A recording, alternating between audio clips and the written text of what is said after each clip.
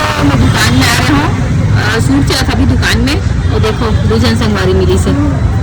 कहाँ कह रहा था ना, हमें यही कोरिया में देखा और पासी में देखा, और दुआ देखा तो जाते होगा तो मैं जाता था। अच्छा हाँ यही है। तो संगवारी मतलब बता दो कहाँ है हमारी दुकान।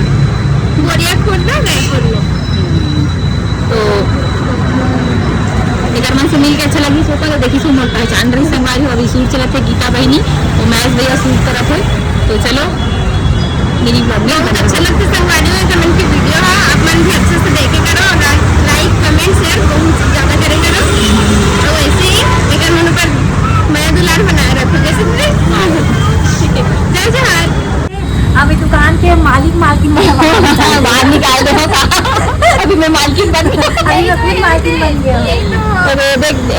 देखी से बना के सकारी हो मैं बोल नहीं पाते बेगर वजह से ना दीदी वाला बाहर निकाल अकेला संगवारी हो गीता बहनी और महेश भैया हा सी बकथोन जूस ले बारी से हमारे शॉप में, और मन से मिल के बहुत ज्यादा अच्छा लगी से वे।